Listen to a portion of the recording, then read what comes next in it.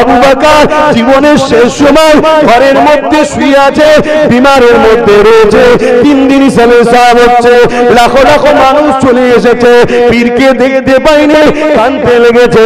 আপনাদেরই দাদু পদ্দাদু হবে, হাউমাউ করে কাঁদে, হুজুরকে দেখতে পেলাম না। এই সময় পাচার হুজুরকে মেলা ঘরের মধ্যে গিয়ে বলতে লেগেছে, আব্বা যান লাখো মুরিদ আপনার জন্য কাঁদে, আপনি যদি বলেন একটু বাইরে যেতে হবে। দাদা হুজুর বলেছিলেন, বাবারা আমি আবু বকর উঠতে পারছি না বাবা, বিমার অসুস্থর জন্য বাবা, কি করে আমি যাব বাবা। মুরিদরা বলে, ওই সময় ছেলেরা বলেছিল, হুজুর দরজাটাকে কেটে আপনি শুয়ে থাকবেন তক্তপোষের উপরে, ওই তক্তপোষটাই চাগিয়ে বাইরে বার করব। দাদা হুজুর বললেন, ঠিক বলেছো বাবা। ওই অবস্থায় বার করা হলো। দরবারে যখন বার করে, বিশাল চিৎকার দিয়ে লাখো মানুষের চোখের পানি।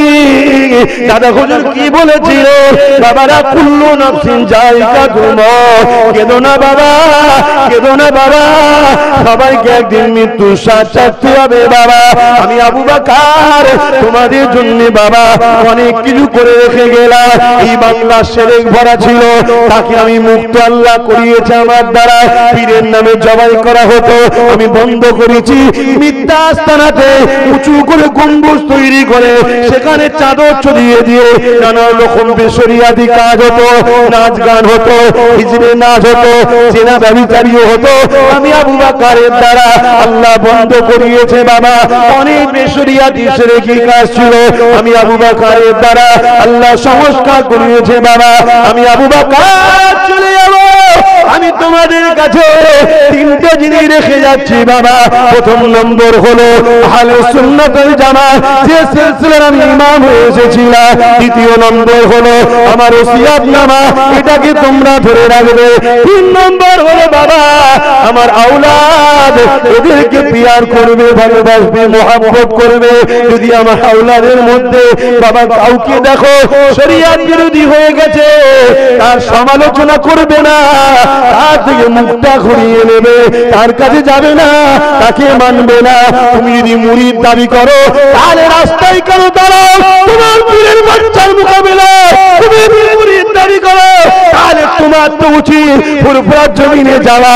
ভাইজান আপনি কি কথা বলেছেন শুনলাম নাকি? আমি বলতাম, বলেছি কি বলিনি? দুজনে ঘরে বসে মীমাংসা হয়ে যেত। গুন্ডাগিরি করছো, মস্তানি করছো, পাওয়ার দেখাচ্ছ। নমরুদকে আল্লাহ জুতো মারতে মারতে মেরে দিয়েছে, তার সঙ্গে পাল্লা নিতে যাচ্ছ। সময় থাকতে থাকতে পরিবর্তন হয়ে যাও, প্রয়োজনে রেখে দাও। যদি এর পরেও কারো জানতে ইচ্ছা যায় তুমি যদি মুরিদ হও, তোমার তো উচিত লিখিত দিওয়া। হুজুর আপনি কথা বলেছেন, কি মৌলানা আপনি বলেছেন, বা আব্বাস তুমি বলেছো, কিরকম খুশি লিখিত দেওয়া দরকার। রাস্তায় দাঁড়িয়ে তুমি যদি ঝগড়া লাগা, সমাজে মেসেজ যাবে মোল্লাদের রান খাওয়া নিয়ে ঝগড়া হচ্ছে। ইতিহাসের পাতা খুলে দেখে নাও, এই জমিনের উপর ইসলাম এত সহজে আসে নেব। এ যুবকেরা আজ মুসলমান দাবি করো, লম্বা লম্বা গলা করে নবীর উম্মত দাবি করো। এই জমিনের উপরে আল্লাহ দ্বীন, নবী পাকের সুন্নাত এবং কলেমার ঝান্ডা, শরিয়াতের ঝান্ডা, ইনসাফের ঝান্ডা, মানবতার ঝান্ডা, ইনসানিয়াতের ঝান্ডা এত সহজে প্রচার হয়ে নেব। আল্লাহ নবী যখন বলেছিল লা ইলাহা ইল্লাল্লাহ আনা মুহাম্মাদুর রাসূলুল্লাহ, এই জমিনের মানুষ কেউ মানতে ছিল না। সর্বপ্রথম যিনি মেনেছিলেন তিনি অন্য কেউ নয়, আমার দাদাজান এবং জমানার মুজাহিদ দাদা হুজুর পীর কেবলা 30 পোস্টের ঊর্ধ্ব পূর্বপুরুষ হযরত সিদ্দিক আকবর কোনো প্রশ্ন না করে আল্লাহ নবীর হাত দিয়ে ঈমানের নূরের কালেমা পড়ে নিয়ে দিনে মুহাম্মাদিতে প্রবেশ করে। আরো জোরে বলুন সুবহান। এই জমিনের উপরে এই দিনটা প্রচার এত সহজে হয়েছে মনে হচ্ছে নাকি?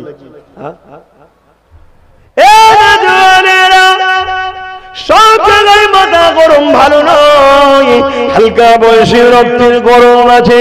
হ্যাঁ, তুমি দুনিয়াবি খেয়ালে গান শুনে ফেলেছো, তওবা করে ফিরে আসো।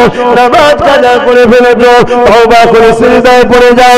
সিনেমা দেখে ফেলেছো, তওবা করে ফিরে আসো। যাত্রায় চলে গেছো, তওবা করে ফিরে আসো। ফাংশনে চলে গেছো, তওবা করে ফিরে আসো। শরাব পান করে ফেলেছো, তওবা করে ফিরে আসো। অন্যায় করে ফেলেছো, তওবা করে ফিরে আসো। আমার আল্লাহ পাকের নাম রহমান, আমার আল্লাহ পাকের নাম রহিম।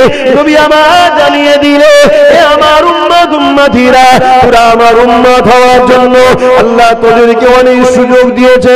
অন্য নবীর উম্মতেরা গুনাহ করলে সেই নবীর উম্মতদের জন্য শাস্তি অপদার্থ ছিল, আসমান থেকে সঙ্গে সঙ্গে শাস্তি এসে যেত। এ আমার উম্মতেরা, আমি নবী আমার খাতিরে আল্লাহ পাক তোদেরকে অনেক মাকাম দিয়েছে রে। কিরকম মাকাম দিয়েছে? ওরা যখন অন্যায় করি ফেরেশতা লিখতে যায়, আল্লাহ বলে লিখবি না, আগে করু, যদিও করে ফেলি আল্লাহ বলে এখনো লিখবি না। সকালে করলে সন্ধ্যা পর্যন্ত সুযোগ দেয়, যদি বান্দা বান্দি তওবা করে না আমি আল্লাহ মাফ করে দেবো। রাত্রিরে করলে ফজর পর্যন্ত সময় দেয়, যদি বান্দা বান্দি তওবা করে না আমি মাফ করে দেবো। অন্য নবীর উম্মতেরাই সুযোগ পাইলে তোমরা সুযোগ পেলে কার খাতিরে? অন্য কারো খাতিরে নয়, আমি না আল্লাহর মুহাম্মদ রাসূলের খাতিরে। আরো জোরে বলুন সুবহান।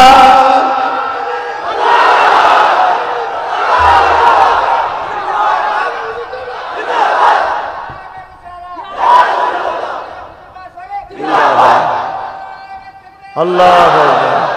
এখন জিজ্ঞাসা করছি, জ্ঞানী গুণী মানুষ, বুদ্ধিজীবী মানুষ, জেনারেল লাইনের মানুষ, সাধারণ জ্ঞানে বলেন, 20 বছর 25 বছর ধরে যে বাপ তোমাকে খাইয়ে দাইয়ে পরিশ্রম করে বড় করলো, তোমার জন্য কত কষ্ট করলো, বিয়েটা হবার পরেই তুমি যদি নিজের বাপকে বাপ বলা ছেড়ে দিয়ে এখন শ্বশুর যদি আব্বাজান হয়ে যায়, নিজের বাপ বুড়ো হয়ে যায়, এই ছেলেটাকে তোমরা কি ভালো নজরে দেখবে? কথা বলছো না কেন? যে রসুলের জন্য সবকিছু পেলাম, সেই রসুল ছেড়ে দিয়ে এখন কোথা দুনিয়ায় একটা কাউকে পেয়েছি, সে দরদি আপন হয়ে গেছে রসুলের থেকে। খুব সাবধান, আমাদের কাছে কুরবান সবকিছু করতে রাজি, মুহাম্মদ রাসূলকে ছাড়তে আমরা রাজি নয়। আর আমরা সবার সঙ্গে বন্ধুত্ব করতে রাজি মুহাম্মদ রাসূলের স্বার্থে। কথা ঠিক না বেঠি? বাপেরা, নজওয়ান তরুণেরা মন দিয়ে শোনেন, আল্লাহ নবী, নূর নবী, দয়া নবী, হায়াতুন নবী, নবী পাক দিন ইসলামের প্রচার করলে কেউ মানতে চাই না। আবু বকর সিদ্দিক মেনে নিয়েছে। আল্লাহ নবী আবু বকরকে সাথে করে নিয়ে কাবার জমিনে দাঁড়িয়ে গেলে, বাবা আবু বকর, কেউ তো আমাকে মানেনি, তুমি আমার কথা মেনে নিয়েছো বাবা, তুমি একটু বলো বাবা, আমার বিষয়ে বলো বাবা। হযরত আবু বকর দাঁড়িয়ে গেলে, এলাকার মানুষরা শোনো বাবা, আমি আবু বকরকে তোমরা কোন নজরে দেখো। হযরত আবু বকর সম্বন্ধে এলাকার মানুষরা বলতে লাগলো, আবু বকর, কখনো তোমাকে ঝগড়া করতে দেখিনি, কখনো তোমাকে গালমন্দ করতে দেখিনি, কখনো তোমাকে বুড়াই কাজে দেখিনি, তুমি বড় চরিত্রওয়ালা ভদ্র সভ্য মানুষ, তুমি সত্য কথা বলো, মিথ্যা বলো না। আমার আবু বকর এই সময় বলেছিল, বাবারা এলাকা মানুষেরা, তাহলে আমার কথা শোনো, ইনি হলেন মুহাম্মদ রাসূল, ইনাকে নবী বলে মেনে না, এক আল্লাহর দাসত্বকে মেনে না। তোমরা পড়ে না, আমি আবু বকরও পড়ে নিয়েছি, লা ইলাহা ইল্লাল্লাহ মুহাম্মাদুর রাসূলুল্লাহ। এই কথাটা যখনই বলেছিল, এলাকার মানুষেরা বড় বড় পাথর নিয়ে আবু বকরকে মারতে লেগেছে।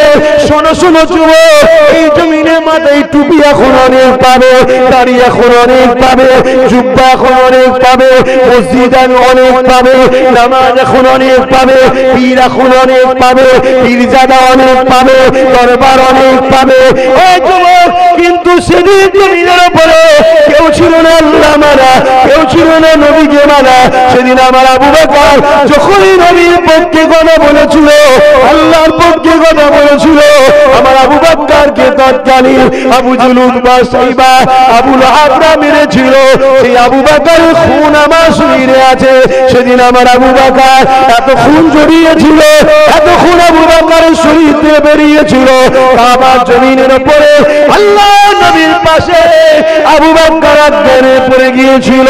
এই আবু বকরের খুন আজও যদি নবীর জন্য ছড়াতে হয়, আমি ছড়াতে রাজি আছি।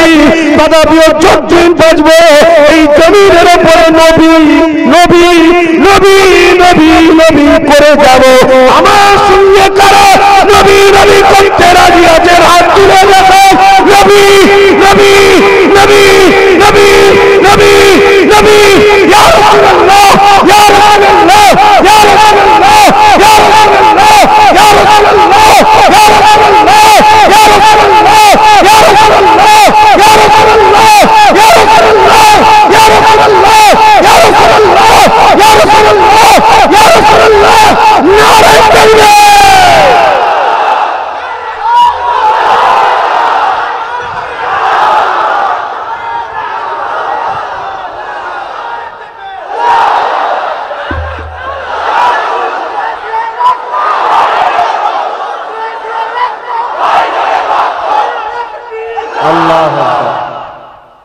এইভাবে জিন্দেগি কাটান। আমি গুনাহগার, তোমাদের সবার থেকে বেশি গুনাহগার আমি। তথাপিও আমি আশা করে আছি আমি জান্নাতে যাব। কেন? আমি তোমাদের সবার থেকে গুনাহগার, তথাপিও কিন্তু জান্নাত যাবার আশায় বসে আছি। কেন?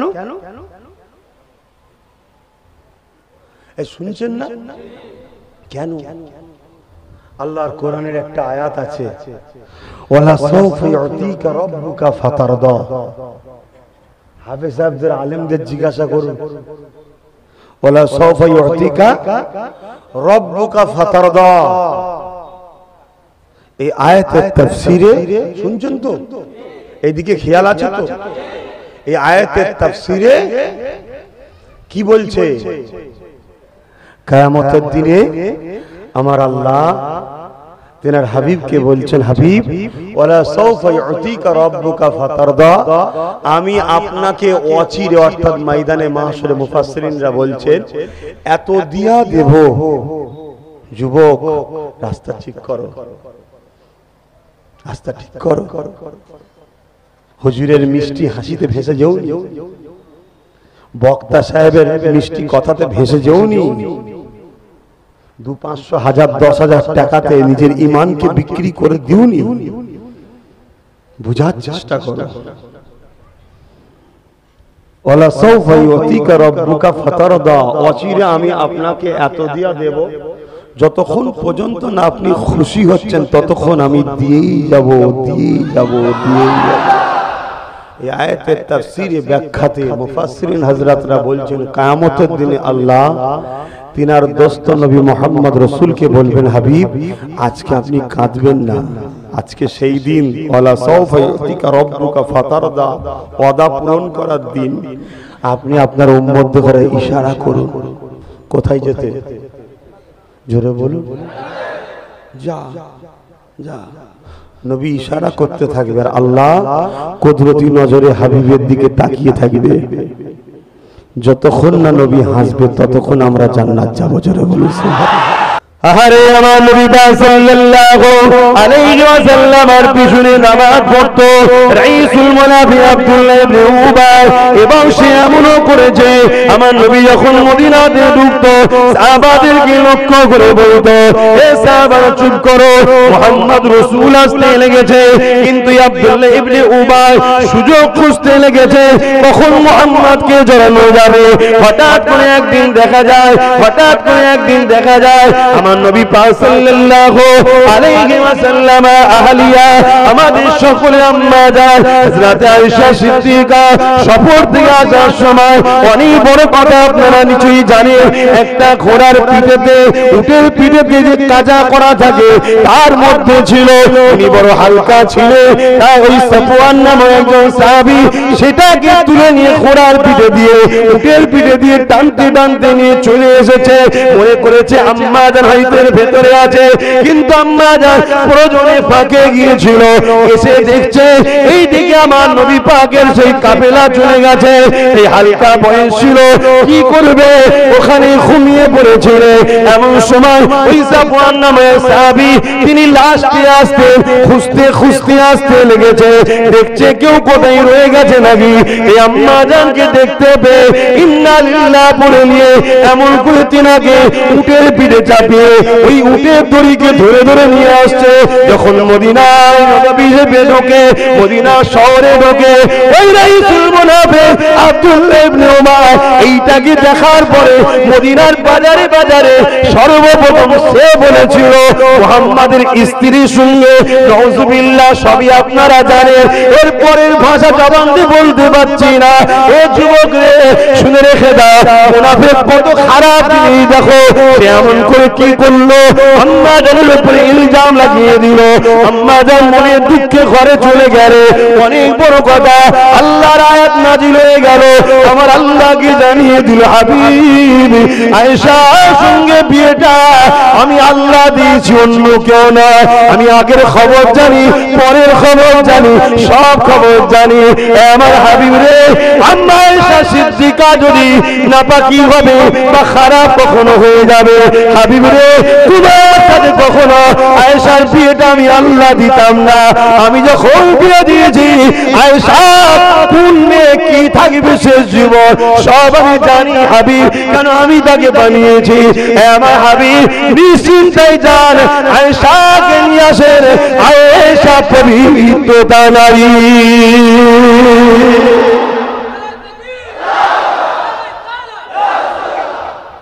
বুঝতে পারছেন মুনাফিক কি জিনিস? এই দাঁড়ি নামাজ, কি দরদ।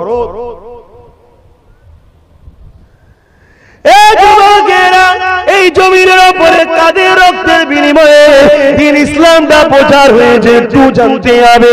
ইতিহাস যদি না জানেন ধ্বংস হয়ে যাবে। এখন যদি কেউ ইতিহাস অস্বীকার করতে চান, তাকে আমি বলবো আল্লাহর কোরআনটা খুলে দেখো, আদেশ নিষেধ কতটা আছে আর ইতিহাসটা কতটা আছে। কোরআনকে যদি 3 ভাগে ভাগ করা হয়, বুঝাবার জন্য বলছি 2 ভাগের বেশি ইতিহাস রয়েছে। সে আপনি ইউসুফ নবীর জীবনী পড়বে, মুসা নবীর জীবনী পড়বে, নূহ নবীর জীবনী পড়বে, ইসমাইল নবীর জীবনী পড়বে, পুরো ইতিহাস ভরা ভরা রয়েছে। কেন আমার আল্লাহ ইতিহাস আমার নবীকে শুনিয়েছে, কারণ ইতিহাসে অনেক কিছু জ্ঞান পাওয়া যায়। ইতিহাস মানুষকে সচেতন করে দেয়। আজ আপনাদেরকে সচেতন করে দিচ্ছি। হযরত ওসমান গনিকে শহীদ করেছিল কারা? প্যান্ট পরা দাড়ি চাচাগুলো হিন্দুরা করেছিল, খ্রিস্টানরা করেছিল, নাসারারা করেছিল না বন্ধু, তারা করেনি। তারা করেছিল পাগড়ি পরেছিল, মাথায় টুপি দিয়েছিল, মুখে দাড়ি দিয়েছিল। 40 দিন ধরে উসমান গনির পিছনে নামাজ পর্যন্ত পড়েছিল। সুযোগ খুঁজেছিল, কখন উসমানকে সুযোগ পাবো, তখন কতল করে দেবো। এই দাড়ি দেখলে, টুপি দেখলে যেমন মানতে হবে ঠিকই, কিন্তু দাড়ি টুপির মধ্যে, জুব্বার মধ্যে মুনাফিক থাকাটাও সম্ভব। একটু ভেবে ভেবে করতে হবে। এই জন্য দাদা পীরের মুরিদদেরকে বলে যায়, আমার আবু বকর জীবনের শেষ সময় ঘরের মধ্যে শুয়ে আছে, বিমারের মধ্যে রয়েছে। 3 দিন সালে সাহেব হচ্ছে, লাখো লাখো মানুষ চলে এসেছে, পীরকে দেখতে পাইনি, কানতে লেগেছে, আপনাদেরই দাদু পদ্দাদু হবে, হাউমাউ করে কাঁদে, হুজুরকে দেখতে পেলাম না। এই সময় পাচার হুজুরকে মেলা ঘরের মধ্যে গিয়ে বলতে লেগেছে, আব্বা যান লাখো মুরিদ আপনার জন্য কাঁদে, আপনি যদি বলেন একটু বাইরে যেতে হবে। দাদা হুজুর বলেছিলেন, বাবারা আমি আবু বকর উঠতে পারছি না বাবা, বিমার অসুস্থর জন্য বাবা, কি করে আমি যাব বাবা। মুরিদরা বলে, ওই সময় ছেলেরা বলেছিল, হুজুর দরজাটাকে কেটে আপনি শুয়ে থাকবেন তক্তপোষের উপরে, ওই তক্তপোষটাই চাগিয়ে বাইরে বার করব। দাদা হুজুর বললেন, ঠিক বলেছো বাবা। ওই অবস্থায় বার করা হলো। দরবারে যখন বার করে, বিশাল চিৎকার দিয়ে লাখো মানুষের চোখের পানি। দাদা হুজুর কি বলেছিল, বাবারা কুল্লু নাফসিন যায়িকাতুল মউত, কেঁদো না বাবা, কেঁদো না বাবা, সবাইকে একদিন মৃত্যুর স্বাদ চাখতে হবে বাবা। আমি আবু বকর তোমাদের জন্য বাবা অনেক কিছু করে রেখে গেলাম। এই বাংলা শেরেক ভরা ছিল, তাকে আমি মুক্ত আল্লাহ করিয়েছে আমার দ্বারা। পীরের নামে জবাই করা হতো, আমি বন্ধ করেছি। মিথ্যা আস্তানাতে উঁচু করে গম্বুজ তৈরি করে সেখানে চাদর ছড়িয়ে দিয়ে নানা রকম বেশরিয়াদি কাজ হতো, নাচ গান হতো, হিজড়ে নাচ হতো, চেনা ব্যভিচারীও হতো। আমি আবু বকরের দ্বারা আল্লাহ বন্ধ করিয়েছে বাবা। অনেক বেশরিয়াদি শিরকি কাজ ছিল, আমি আবু বকরের দ্বারা আল্লাহ সংস্কার করিয়েছে বাবা। আমি আবু বকর চলে যাব। আমি তোমাদের কাছে তিনটে জিনিস রেখে যাচ্ছি বাবা। প্রথম নম্বর হলো আহলে সুন্নাত ওয়াল জামাত, যে সিলসিলার আমি ইমাম হয়ে এসেছিলাম। দ্বিতীয় নম্বর হলো আমার ওসিয়তনামা, এটাকে তোমরা ধরে রাখবে। তিন নম্বর হলো বাবা আমার আওলাদ, এদেরকে পিয়ার করবে, ভালোবাসবে, মহব্বত করবে। যদি আমার আওলাদের মধ্যে বাবা কাউকে দেখো শরীয়ত বিরোধী হয়ে গেছে, তার সমালোচনা করবে না, তার থেকে মুখটা ঘুরিয়ে নেবে, তার কাছে যাবে না, তাকে মানবে না। তুমি যদি মুরিদ দাবি করো, তাহলে রাস্তায় কেন দাঁড়াও, তোমার পীরের বাচ্চার মোকাবিলা। তুমি মুরিদ দাবি করো, তাহলে তোমার তো উচিত ফুরফুরার জমিনে যাওয়া।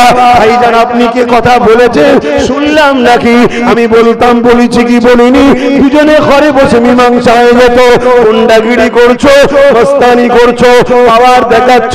নমরুদকে আল্লাহ জুতো মারতে মারতে মেরে দিয়েছে। তার সঙ্গে পাল্লা নিতে যাচ্ছ, সময় থাকতে রাখতে পরিবর্তন হয়ে যায়, প্রয়োজনে রেখে দেয়। যদি এর পরেও কারো জানতে ইচ্ছা যায় তুমি যে মুরিদ হও, তোমার তো উচিত লিখিত দিওয়া। হুজুর আপনি কথা বলেছেন কি, মৌলানা আপনি বলেছেন, বা আব্বাস তুমি বলেছো, কিরকম খুশি লিখিত দেওয়া দরকার। রাস্তায় দাঁড়িয়ে তুমি যদি ঝগড়া লাগা, সমাজে মেসেজ যাবে মোল্লাদের রান খাওয়ালিয়ে ঝগড়া হচ্ছে। বদলামটা আমারও নয়, তোরও নয়, বদলামটা আমার ধর্মের হবে। ঠিক না বেটি? তুমি যদি মুরিদ হও, দাদা হুজুরের কথা মানবে না, ভণ্ডমি সব বেরোবে। দাঁড়াও, এখনো সময় আছে। আমরা বৃহৎ স্বার্থ চাই। মুসলিমদের বর্তমান পরিস্থিতি খুবই খারাপ। কাল এই যে সব বাড়িগুলো সব পড়ে আছে, এরকম লাখো লাখো কোটি কোটি গরিব বেকার হয়ে যাবে। কথা বুঝছেন না, বুঝেন না? এই জায়গায় আমাদের একটা হয় দরকার, আমি জানি জানি কিন্তু বাপ, আমি তোমাকে একটা কথা জিজ্ঞেস করব। 150 বছর আগে মুসলমানদের এই অবনতি ছিল না, 150 বছর থেকে অবনতি শুরু হয়েছে। কেন? 150 বছরের আগে পৃথিবীতে সবাই ঈমান ও প্রেম ও আদবের দিকে রাসূলের উপরে বড় মজবুত ছিল। রিসেন্ট অনেক দল মত ফিরকা বেরিয়ে গিয়ে রাসূলের আদব ও প্রেমটা আমাদের দিল থেকে সরাচ্ছে। আমরা যখনই জিতেছি, কামিয়াবি হয়েছি, একটা পাওয়ার, এই পাওয়ারটার নাম হলো ঈমান। জোরে বলুন সুবহানাল্লাহ। ওই ঈমান আজকে সরানো হচ্ছে। তাই আমাদের উচিত কি নয় কমকে ঈমানের পাওয়ারটা বাড়ানো? একটু হ্যাঁ কি না বলুন, হ্যাঁ কি না বলুন। যদি না হয় সেটাও সাহস করে বলুন, আমি মাস্তান নয়, আমি মুজাদ্দেদ জামানের খুন। যদি আমাদের এই অভ্যাস থাকতো যে কাউকে উঠতে দেবো না, তাহলে বাংলা তো দাদা হুজুরের ছিল, কেউ একটা গড়াতে পারত না। অভ্যাস আমাদের নেই। আমার দাদা হুজুর রাসূলকে কত ভালোবেসেছে একটা বলবো, একটা বলবো, তাহলে বুঝবেন ভণ্ড কারা। কথা বুঝছেন না, বোঝেন না? আমার মুজাদ্দিদুল জামান দাদা হুজুর রাহমাতুল্লাহ আলাইহি আমার রাসূলকে এত ভালোবেসেছিলেন, দিন রাত ধরে হুজুরের জন্য কাঁদতেন, হুজুরের দিদারের জন্য দরুদ শরীফ পড়তেন। একদিন গভীর রজনীতে তাহাজ্জুদের নামাজটা পড়ে মুজাদ্দিদুল জামান দাদা হুজুর কিবলা, এ যুবক তুমি আমি তরুণ, হয়তো ভুলে যেতে পারি, এই জন্য বললাম ইতিহাস পড়ো। পড়ার তো আমাদের সময় নাই, এই জন্যই তো আজ আমরা ধ্বংসের দিকে যাচ্ছি। তাই বলে দিয়ে যায় বাজারে, এ যুবকেরা নিম মুল্লা খাতরা ইমান, আর নিম হাকিম খাতরাই জান। বোঝেন তো নাকি? নিম মুল্লা বোঝেন না? আরে দুটো চটি পরে যারা বেরিয়ে পড়েছে, সময় দিয়ে খেয়াল করার বলতে পারছি না, তবে দাদা হুজুরের একটা কথা বলবো, শুনবেন শুনবেন শুনবেন। এ যুবকেরা তরুণেরা বাবেরা, আমার মুজাদ্দিদুল জামান নবী নবী নবী নবী করে কাঁদে, আমার মুজাদ্দিদুল জামান নবী নবী নবী নবী করে কাঁদে। দরুদ শরীফ পড়তে লাগে, রাত আছে দিন যায়, দিন আছে রাত যায়, আল্লাহ নবী দিদারে এখন কাঁদে রয়েছে, আল্লাহ নবীকে দেখার জন্য বড় তামান্না করতে লেগেছে। এমন সময়ে একদিন তাহাজ্জুদের নামাজ পড়ে আর চোখ খুলে রাখতে পারছে না, একটু তন্ত্র এসে গেছে, বিচারেই পিঠটা দিয়েছে, হালান দিয়ে পিঠটা দিয়েছে দিয়ালে, হালানটা দিয়ে পিঠটা দিয়েছে দিয়ালে, সঙ্গে সঙ্গে চোখটা যে মুজে গেছে, খবের মধ্যে দোনো জাহানের সুলতানের দিদার হচ্ছে। আল্লাহ নবী বলেছিল, হে আবু বকর তুমি আমাকে এত ভালোবাসো, পিয়ার করো, আমার দরবারে কেন আসো না? ইয়া রাসূলুল্লাহ হাবিবাল্লাহ, যাবার মতো আমার অর্থ নাই, যাবার মতো আমার সামর্থ্য নাই, এটা ইলমে মারিফাতের কথা, বুঝতে গেলে সময় লাগবে। এ যুবকেরা, আল্লাহ নবী বলেছেন আবু বকর নিয়ত করো, আমি নবী দোয়া করছি। পরের দিন সকাল হলো, সাহাবা আমন করে খলিফারা এসেছে, ওখানে অনেক খলিফারা বসে আছে, বসিরাত আল্লামা রুহুল আমিন সাহেব রয়েছে, কাইয়ুমুজ্জামান বড় হুজুর রয়েছে, অনেক খলিফারা রয়েছে। এমন করে দাদা হুজুর বলতে লেগেছে, বাবারা আল্লাহর কাবা নবী রওজা হাজিরির জন্য নিয়ত করুন। দাদা হুজুরকে নিয়ত করার জন্য হুকুম কে দিল? দাদা হুজুর এই কথা শুনে সাথে অনেকজন ছিলেন, তারাও বললেন হুজুর আমরাও নিয়ত করছি আপনার সাথে যাবো। বলুন সুবহানাল্লাহ। হজ করতে চলে গেলেন। আল্লাহ নবী বলেছিলেন আগে কাবা, তারপর মদিনা, খবরের মধ্যে আগে মক্কায় যাবে, ঘুরে তওয়াফ করে আমার দরবারে আসবে। দাদা হুজুর রাহমাতুল্লাহ আলাইহি ওই সময় জেদ্দায় নামলেন পানির জাহাজ। শোনো শোনো শোনো শোনো শোনো যুবক, তো হুজুর কিবলা জেদ্দায় পৌঁছালেন, জেদ্দা থেকে খালি পায়ে শুনছেন কোন কোরআন শরীফের কোন আয়াতে আছে, হাদিস পাকের কোন হাদিসে আছে যে নবীর দরবারে খালি পায়ে ঘুরতে হয়? এটা প্রেম, যার যত প্রেম। আমি বাস থেকে নেমেছি, দাদা হুজুরের কথা মনে পড়েছে যে আমার পীর তো জেদ্দা থেকে খালি পায়ে ঘুরেছিল, আমি নাই অতটা পাহাড় টাহাড় খালি পায়ে ঘুরতে পারিনি। কমসে কম বাস থেকে নেমেছি হুজুরের রওজার কাছে, ওই এলাকায় হোটেলে যাব, এখানটা জুতোটা খালি পায়ে পাটা শুধু দিয়েছি। আল্লাহু আকবার, আল্লাহকে সাক্ষী রেখে বলছি, ও কষ্ট কি জিনিস আমার লাইফে ওই রকম কোনোদিন পাইনি। মাথা কালুতে যেন কেউ ডিসলাইডার পেট্রোল দিয়ে আগুন ধরিয়ে দিল, সঙ্গে এক মুহূর্তে গরম লাভ করে বলতে করেছি ওইটুকুর মধ্যে দিন ফুসকা। শুনছেন না শোনেন না? তারপরও আল্লাহ যা করেছে সেটা পরের কথা, ও নিজেদের কথা, নিজের কথা বলে লাভ নেই। আমি যেটা বলছিলাম মুর্শিদ কিবলার কথা, প্রেম দেখুন, খালি পায়ে টোটাল মক্কা মদিনায় ঘুরেছে। আর পীরের পায়ে জুতো না থাকলে সাথী গুনার জুতো দিতে পারবে? আমাদের মতো সাথী নয় তো এখন, যেসব সাথী এরম সাথী নয় তো রে বাবা। সাথীগুলো তো তাগড়া তাগড়া বড় হুজুর ছিলেন, বসিরাটে আল্লামা হুজুর ছিলেন, সাথীও তাগড়া তাগড়া সাথী, আরো অনেকে ছিলেন। কথা বুঝে আসছে? কাবা শরীফ তওয়াফ করলেন, সাফা মারওয়া সাই করলেন, মিনা মুজদালিফা আরাফাতের কাজগুলো সমাধান করে আল্লাহ নবী রওজা মুবারকে দিয়ে রওনা দিয়েছে। যখনই হুজুরের রওজা মুবারকে মদিনা নববীতে ঢুকতে যাবে, একজন খাদেম এসে ধরলেন, সালাম দিলেন, হুজুর দাঁড়ান, আপনার নাম আবু বকর? আমার নাম আবু বকর, খুশনসিব আপনি। আল্লাহ নবী আমাকে খবে ইজাজত দিয়েছে হুজুরের রওজা মুবারক অর্থাৎ ঘর হুজরা মুবারকের ভেতরে আপনাকে এক রাত থাকার পারমিশন হয়েছে।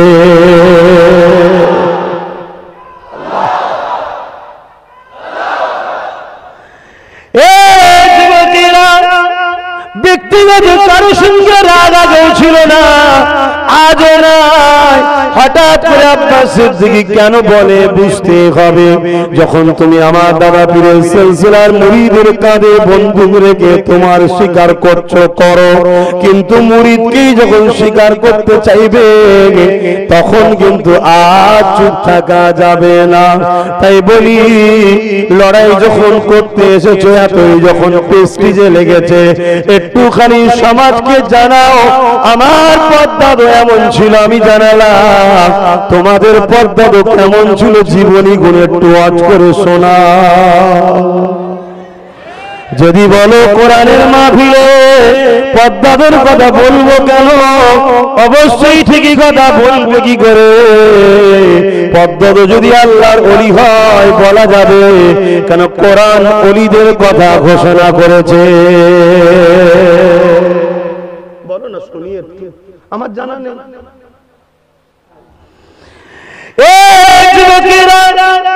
অহংকার নাই, আল্লাহ নিয়ামতকে প্রকাশ করতে আল্লাহ নিজেই বলেছে।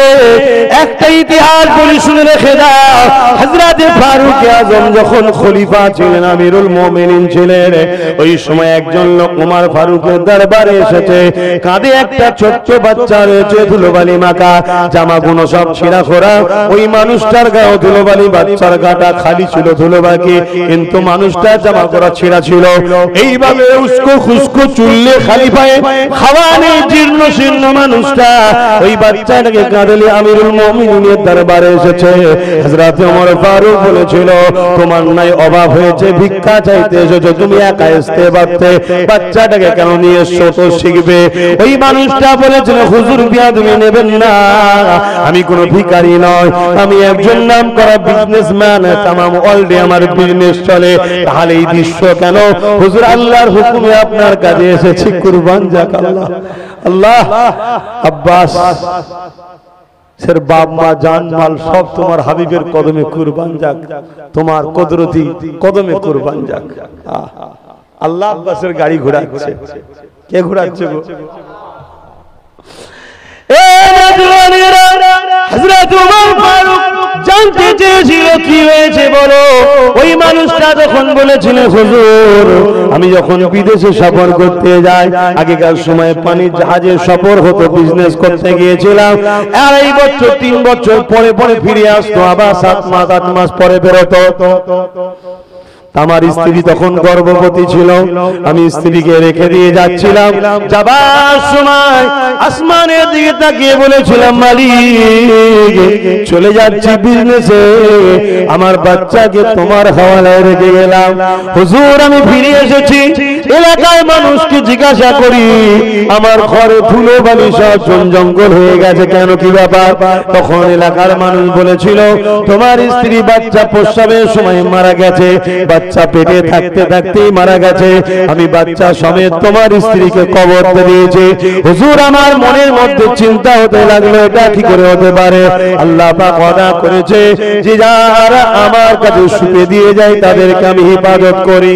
আমার মনের মধ্যে একটা কথা বারবার ভেসে ওঠে,